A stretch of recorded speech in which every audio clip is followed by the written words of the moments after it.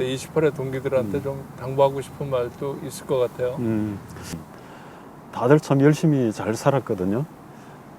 가족들도 잘 돌보고. 예, 돌보고 그랬는데 그 긴 아주 아름다운 여정에 진심으로 마음에서 이 박수를 보내고 싶습니다. 말할 수도 있었어, 들을 수도 있었어, 사랑할 수 있어서 정말 행복해요. 잘하시는데요. 아, 너무 좋다. 그림 그러시면 너무 안될 좋아. 것 같아요. 네. 이거 나가면 애들이 아마 안녕하십니까. 친구야 반갑다 진행을 맡은 4반의 김진국입니다. 여기는 세종시입니다. 세종시 정부종합청사에서 공직생활의 마지막 부분 2년을 기획재정부에서 지낸 우리의 정홍상 동문을 만나러 왔습니다. 많은 이야기가 있습니다. 여러분 기대하셔도 좋습니다. 대단한 이력이에요. 글쎄 좀 자충우돌한 것 같기도 한데 대학 4학년 때는 그냥 앞으로 뭘 해야 되나 잘 모르는 상태에서 그 당시는 사실 나로서는 아주 심각한 문제인데 딱 확신을 가지고 뭘 해야 될지를 잘 모르겠더라고요. 일단 내 선택지는 좀 넓혀놓자. 그래서 이제 회계사를 사실 시작을 하게 됐고, 우리 때는 주로 은행 많이 갔잖아요. 그래서 그냥 휩싸여서 그냥 한국은행 들어갔다가 나로서는 좀 국가적으로 중요한 일을 하고 싶은데 한국은행의 독립성이 없었다. 그렇죠. 젊은 기분에 한국은행 사표 내고 그냥 고시를 내가 해야 되겠다. 고시 준비하면서 이제 사실은 경영학 석사를 이미 또 시험을 쳐놓은 게 있었어요. 정부에 들어가가지고 경제정책 이런 것도 분석 이런 걸 하다 보니까 회계가 참 유용하더라고요. 경제 데이터라는 게 대부분 다 기업 경영 실적을 통계 이런 게 보는 거니까. 나오는 거니까 그거를 이렇게 분석하고 이런 거는 회계 지식이 없으면 잘 안 되잖아요. ADB에서는 회계국장을 했어요. 예. 컨트롤러라 그러죠. 예, 컨트롤러. 여러분 컨트롤러예요. 다시 말하면 정홍상 회계국장이 사인을 안 하면 애니 프로젝트가 돈이 나갈 수가 없었어요. 그렇지. 처음인 걸로 알아요, 우리나라 사람으로. 은 처음이죠. 사무관 때 국비유학 보내주는 프로그램으로 경제학 석사 과정으로 일단 갔었는데 거기서 연장해서 박사를 할 거냐 말 거냐 그 결정이 사실은 저한테는 상당히 좀 중요한 결정이었죠. 미래를 바라보면 그래도 박사를 하나 가지고 있는 게 좋겠다 싶어서 박사를 하게 됐습니다. 이 경제학 박사가 IMF에 근무하시는데 큰 도움이 됐었다는 얘기네요. 그렇죠. 이제 박사학위가 있으니까 이제 제가 가게 된 것 같고 나중에 OECD 가게 된 것도 사실은 박사학위가 있고 IMF 경험이 있으니까 또 OECD를 가게 됐습니다. OECD 가서 좀 그래도 선진국들 정책 사례 이런 걸 좀 보면은 도움이 되겠다 싶어서 끊임없이 노력하고 그 다음 단계를 생각하는구나. 뭔가 자기가 맡은 직무를 더 잘하려고 했구나. 난 그런 인상이었어요. 기본적으로는 삶의 태도랄까 사실 그렇게 살아오려고 노력을 했죠.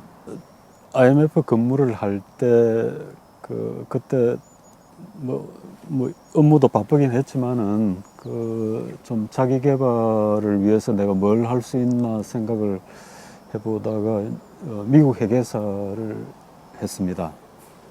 제가 머리가 숙여질 정도로 훌륭한 친구가 아닌가 그런 생각을 했어요.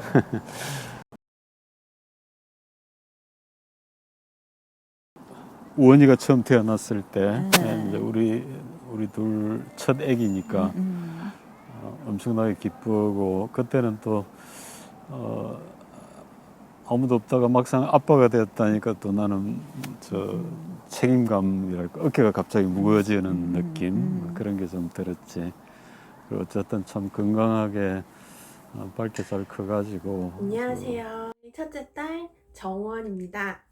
저희 아버지를 한 단어로 표현하자면 든든한 인생 멘토라고 할 수 있습니다. 이렇게 말하면 신기하시겠지만 초, 중, 고 그리고 대학 때 수학이나 경제 과목까지 공부하다가 막히면 아버지께 많이 여쭤보았습니다. 공부한 지 수십 년이 지났음에도 같이 고민해 주시고 또 기억을 되짚어 원리나 방법론을 설명해 주시니 도움을 많이 받았습니다. 우리는 뭐 미국에 데려간 게 걔들한테 크게 뭐 영어 교육도 되고 얼마나 좋은 기회냐 했지만은 본인 입장에서는 그게 또 상당한 스트레스였던 것 같아. 또 공부도 잘 해주고 감사하죠. 감사하지. 그래도 미안한 마음은 없어요? 미안, 애들한테? 미안한 그래. 미안한 생각도 많이 들고 고등학교 다닐 때 이런 때 중요한 시기인데 사실은 그때 이제 당신하고 저 애들 당신이 이제 보고 나는 또 따로 떨어져 있고 그러니까 아무래도 아쉽고 미안하고. 안녕하세요. 아들 정윤호라고 합니다. 저희 아버지는 중립을 잘 지키시고 편견 없이 이해심이 많으신 분이라고 생각합니다. 그렇죠. 우원이는 또 아기를 낳고 나서 또 그렇게 엄마 노릇을 잘할 줄은 또 몰랐지. 몰랐어요. 배교네요. 그리고 또 텔레비는 일체 안 보여줘. 아기를 위해서 전신코 일체 안 봤잖아. 대학 시절에 그 진로로 고민할 때는 제가 통계학 전공인데 수학 통계학을 전공해서 사회 진출해 있는 아버지 친구들과 등산이나 식사 자리를 마련해서 진로에 대해서 조언을 받을 수 있게 지원해 주셨습니다. 직장 생활을 하고 있는 지금도 아버지께 직장에서의 고충들을 털어놓으면 같이 공감하며 들어주시고 또 현실적인 해결 방안을 제시해 주셔서 큰 도움을 받고 있습니다.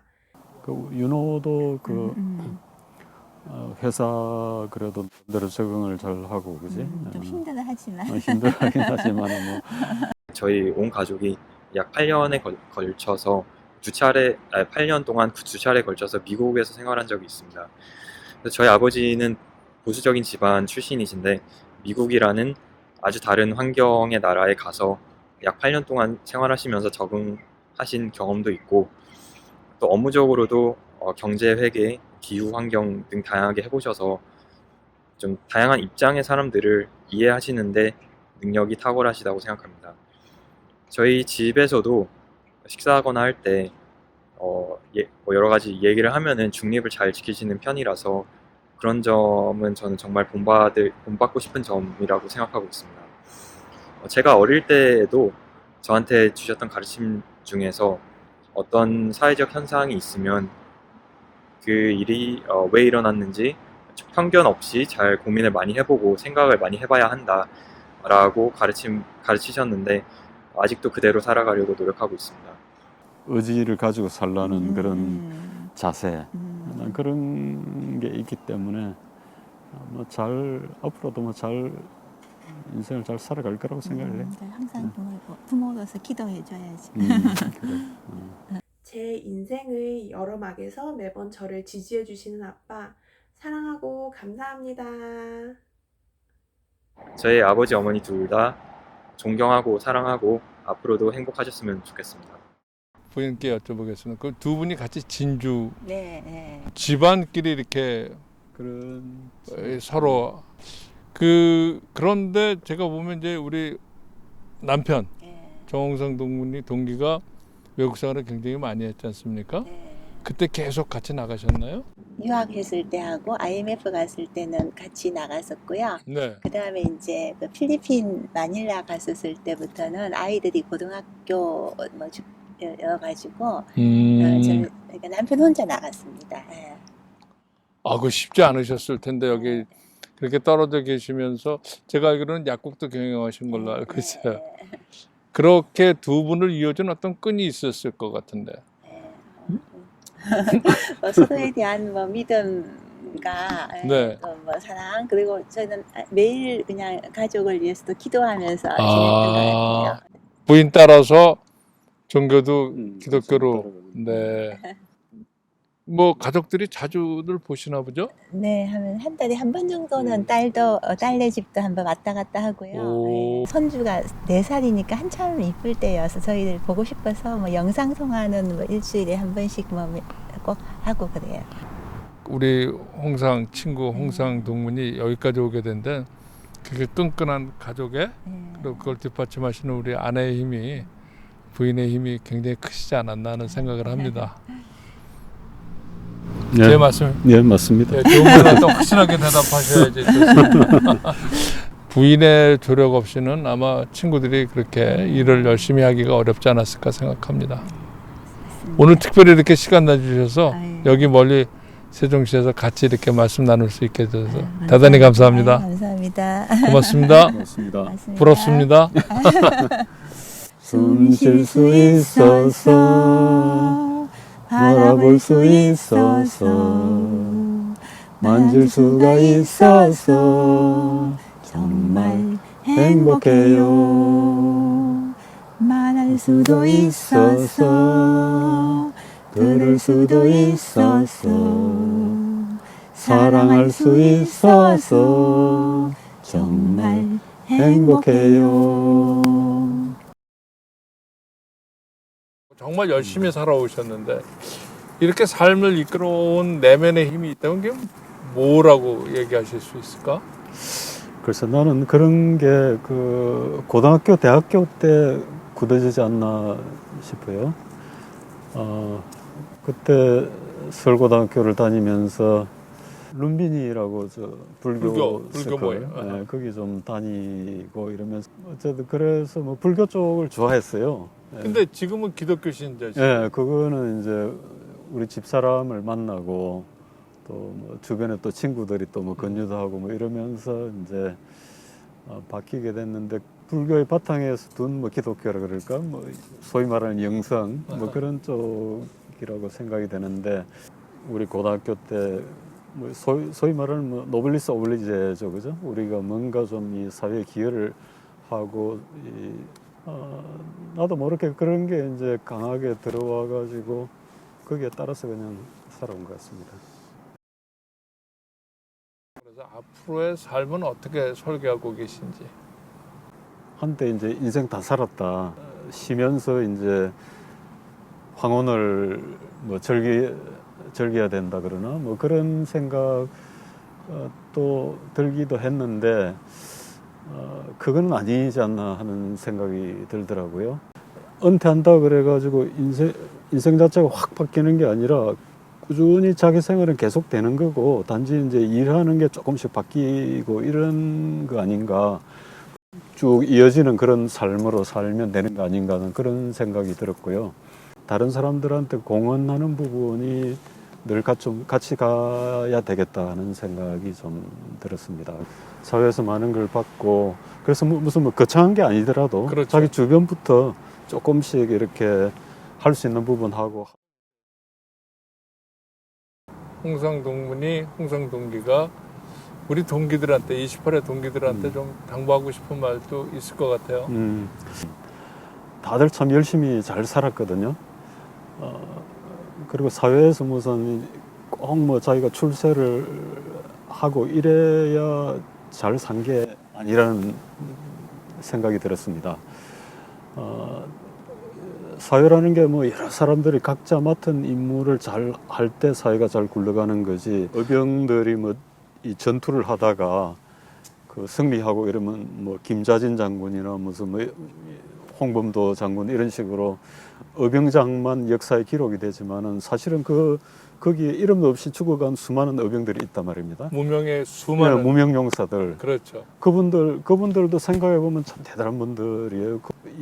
이렇게 내 목숨을 바침으로써 거의 어떤 우리나라 실제로 광복이 될 수 있느냐, 그 확신도 없는 상태에서 그래도 열정을 가지고 이렇게 헌신을 한 거란 말이죠. 그런 이름 나는 그분들만큼이나 그런 무명용사들도 중요하다. 진심으로 좀 박수를 쳐주고 싶다. 우리 동기들도 마찬가지지 않느냐.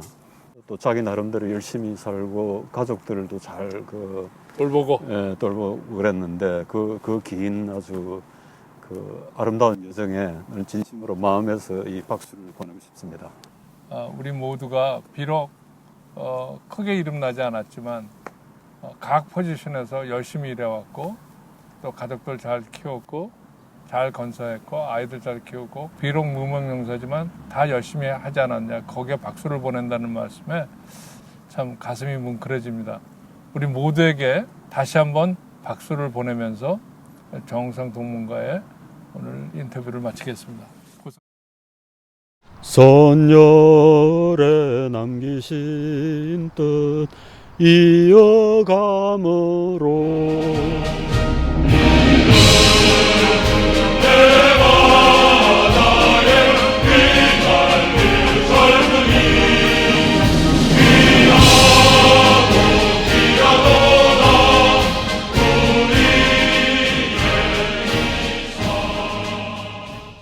사랑할 수 있어서 정말 행복해요.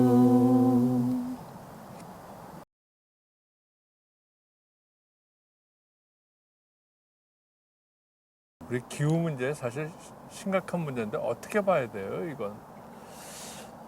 기후 문제는 사실 중요한 문제고 우리도 뭐 역할을 해야 된다고 생각을 해요. 우리나라가 개발도상국 시절에는 뭐 경제 발전 우선이고 다른 거 앞뒤 안 보고 이렇게 달려왔지만은 이제는 거의 뭐 세계 10위권 정도 그렇지. 되는 나라잖아요. 그럼 작은 나라가 아니고 특히 이 개발도상국들하고 개발도상국이다가 선진국으로 된 나라 아주 예외적인 경우이기 때문에 우리나라가 개발도상국들 사이에서 뭔가 좀 항상 주시를 받는 나라라고 봅니다. 우리나라가 이제 일정 부분 특히 개도국에서 선망의 나라니까 글로벌 리더십을 요구하고 그런 역할을 할 만하죠. 그런데 그 기후변화라는 게 사실은 뭐 확실한 거 아니라는 얘기가 많아요. UN IPCC 보고서에서도 뭐 거의 뭐 이거는 확실하다 이렇게 얘기를 하지만은 100% 명백한 과학적인 진실이다 이렇게는 얘기를 안 한단 말입니다. 그럼에도 불구하고 우리가 뭔가 대비해야 된다는 말은 어떻게 받아들여야 돼요? 그거는 왜냐하면 기후변화에 따르는 피해 같은 게 워낙 심각하기 때문에 그리 심각한 위험이 거의 가능성이 많다 그럴 때 과연 이걸 그러면 손 놓고 있을 거냐? 그건 이제 전략적인 판단인 거죠.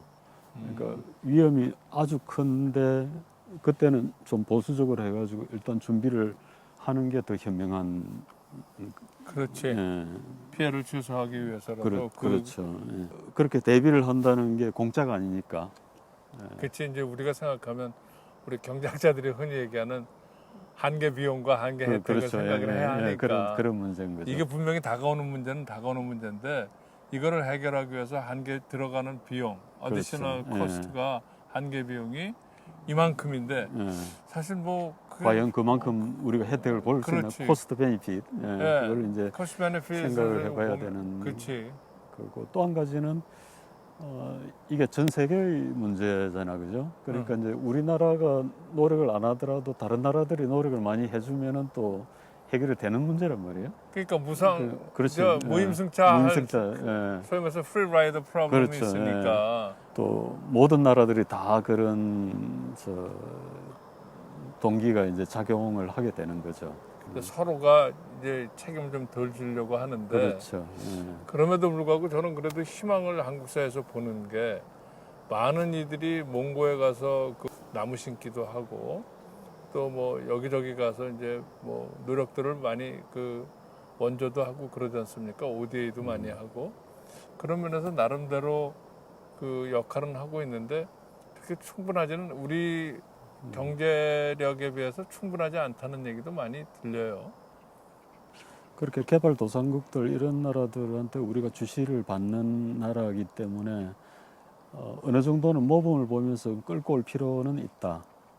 그렇지만 사실 미국, 중국, 뭐 인도, 유럽 이런 나라들이 배출가스 양으로 보면은 거의 뭐 그 나라들만 합치면 50% 이상이란 말이에요. 그렇죠. 예, 우리는 뭐 아주 5% 미만이고 그런 나라들이 수출이 안 하는데 그럼 우리만 할 거냐? 그건 또 안 되는, 우리 국제 경쟁력이 있으니까 우리가 수출이 안 되면은 뭐 이 자원도 없는 나라가 어떻게 서바이브 자체가 안 되는 나라잖아요.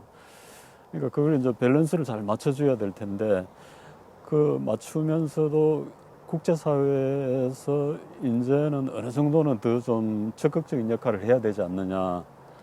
전에처럼 맨날 우리가 늘 좀 원조를 어떻게 하면 더 많이 받냐, 어떻게 하면 우리가 부담을 더 좀 줄일 수 있냐, 이런 각도로만 볼 게 아니라 우리도 이제 국제사회에서 하나의